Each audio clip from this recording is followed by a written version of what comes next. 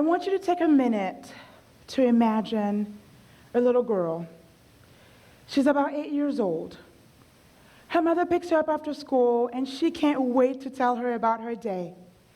She asks Mom if they can go to the library so they can check out books about the planets. Dad has been away on a business trip, and it will be his turn to read to her at night. So after dinner and a warm bath, she snuggles with her daddy as they read the library books. On the other hand, I also want you to imagine the little boy who sits next to her in class. His name is Michael. He walks home because his mother has to work.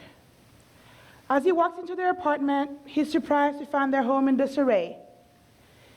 He sees his mother sitting on the bed in the dark, crying. She tells him they have to leave because she could not pay the rent. This isn't the first time. He's instructed to pack his backpack in a plastic bag. Everything else must stay behind, she says, because the shelter won't have room for our things.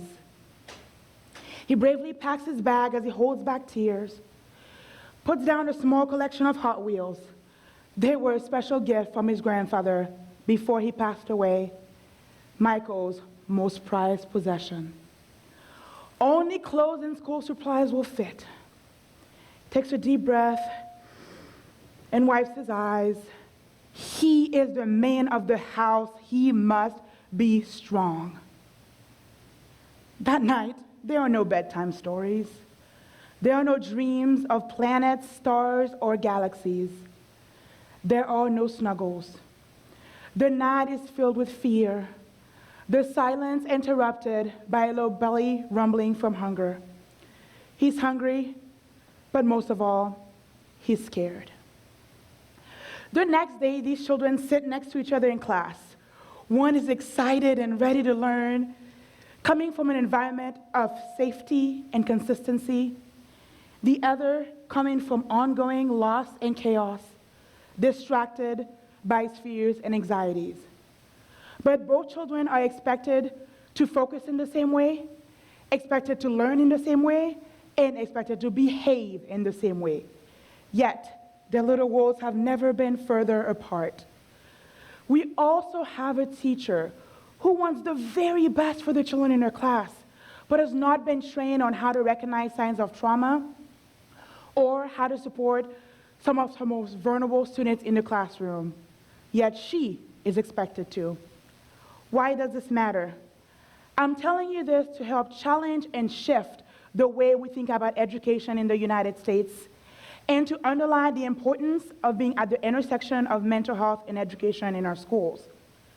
This matters because the way we educate our children shapes the adult they become and the society you and I will live in 20 years from now. So I want to talk to you a little bit about the brain. Don't worry, I'll keep it simple. I won't even give you guys a quiz at the end. I'm only going to focus on 3 parts. So first, we have the amygdala. The amygdala houses the emotion center of our brain. It becomes activated during times of stress in order to keep us safe. It's like the brain's alarm. The hippocampus stores memories, specifically those related to emotions. The prefrontal cortex is like the brain's headquarters. It helps us with things like logical thinking, planning, and making good decisions. This part of the brain is not developed until we hit our mid-20s. So that can help you understand why teenagers may do something like jump off of a roof into a pool, right? Because who does that? So I'm going to talk to you a little bit about the brain of a child who's experienced trauma. But before we do that, let's make sure we're all on the same page about the word trauma. Because often that word can conjure up the image of a soldier at war, a terrible car accident, or a natural disaster. While all of these certainly are examples of trauma, trauma can also be a series of persistent, ongoing, challenging experiences, like living in a home with violence, not having access to appropriate resources, or living in a dangerous community, just to name a few. Through MRI technology, neuroscientists now knows that the brain of a child who experiences trauma can undergo physical, structural changes in the absence of a secure relationship. So, with the amygdala, for example, when someone experiences persistent trauma, the amygdala can become overactivated from the brain constantly scanning the environment in order to protect the person from threat, not allowing the amygdala to ever calm down. Remember, the amygdala is designed to be an alarm, to react and then calm down. It is not designed for long-term use.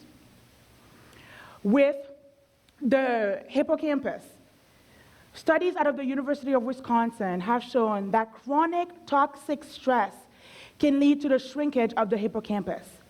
When the amygdala is overactivated, the hippocampus cannot do its job of storing and solidifying memories appropriately. And finally, with the prefrontal cortex, chronic toxic stress and trauma also has significant implication for the prefrontal cortex. During times of stress, the prefrontal cortex essentially shuts down in order to allow the amygdala to take over and keep us safe. So in order to protect us, the amygdala reacts much faster than the prefrontal cortex. However, in the case of a child who's experienced trauma, the prefrontal cortex is getting cues to shut down even at times when there are no real threats, affecting their ability to think and make important decisions. So in this classroom, this could be the child who's constantly distracted, or the kiddo who cannot remember information from one day to the other, or the child who's always angry and seems disrespectful. These behaviors could be better understood and managed through a trauma-informed lens. As a licensed psychologist, trained to work both extensively in the schools and in clinical settings, I can tell you that some children who experience trauma are in fight, flight, or freeze mode all day long, affecting their ability to learn and their behavior. We do have some good news. We used to think that the brain couldn't change, but through neuroimaging over the past 20 years or so, we now know that the brain can and does change over time. This is called neuroplasticity. So meaning the changes that can happen in the brain as a result of trauma can be remedied through safe relationship and appropriate interventions. Back when we established our school system, we didn't know that trauma could physically alter the brain and that safe relationships could repair it. Now that we have this information, continuing to educate children the same way we've always done it is no longer appropriate.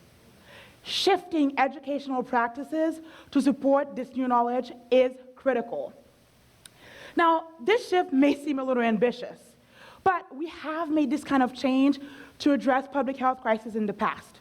Because 50 years ago, people smoked everywhere, but the research led us to understand the danger associated with smoking, which then led to a public health campaign and anti-smoking policies. We need to take the same steps towards education. We need to listen to the research, understand that lives are at risk, and decide to make the appropriate changes. Everyone who works with children and everyone who makes policies about children should have an understanding of trauma.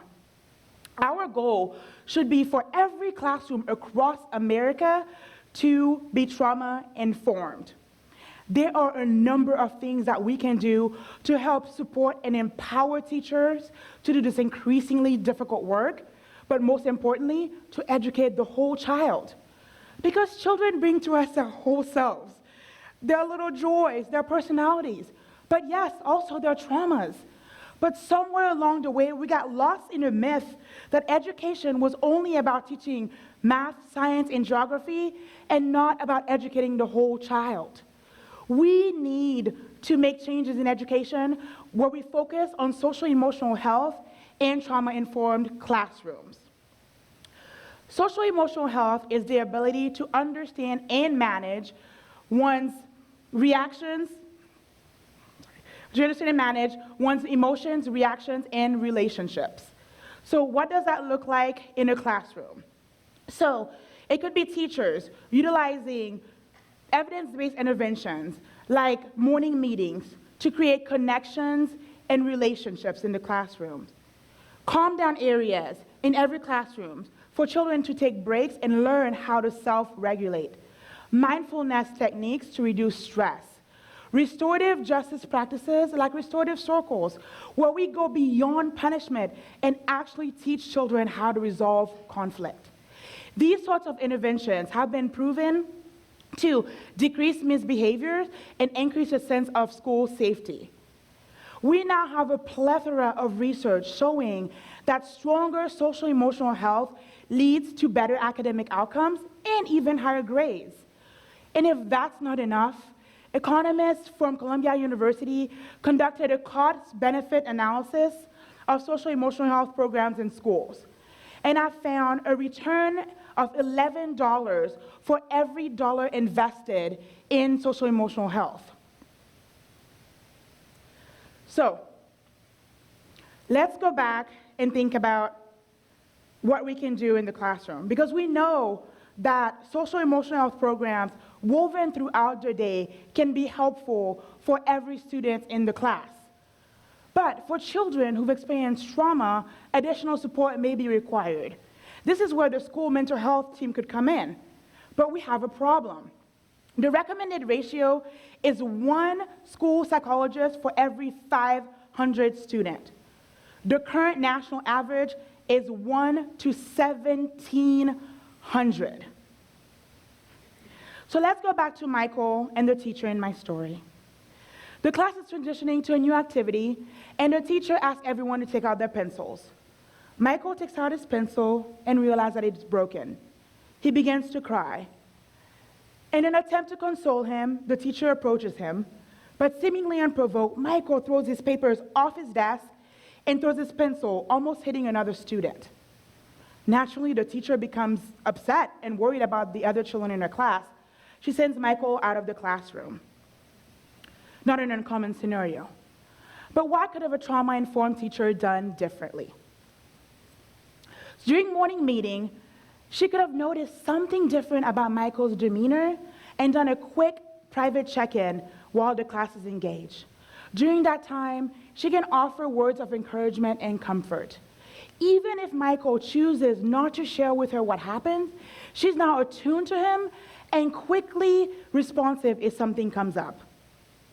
When Michael becomes dysregulated over his broken pencil, she can acknowledge his frustration and offer choices, like taking a break in the calm down area. When the class is re-engaged, she can come back and check on him, ask him what he needs, and offer support accordingly. I often have teachers say to me, what about the other students in the class? If I do it for this one, won't I have to do it for everyone else? Well, my question to them is, does every single child in your class need this kind of support? If Michael needed glasses to help him see the board or the use of a hearing aid, would you make sure that every single child had these things? Or would you do everything in your power to be sure that Michael has what he needs in order to be successful? To typically understand that not every child may need this type of intervention, but a child who's experienced trauma often does. What the teacher cannot do is change what happens to Michael at home. But what they have the power over is how they respond to him in the classroom and the relationship they foster with that child. The teacher can shift their mindset in a really powerful way. And when looking at Michael's behavior, rather than wonder what's wrong with him, begin to ask what happened to him and take the first steps towards chasing the why behind Michael's behavior. The relationship Michael creates with the teacher or any other adult can change the child's trajectory. Did you know it only takes one safe adult to change a child's life? So who can be the one?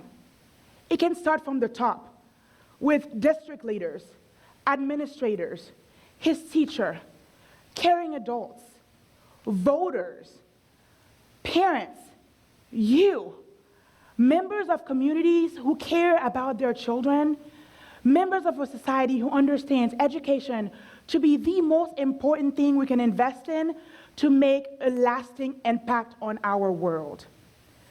With this information, I hope to break the myth of the bad child, because there is no such thing.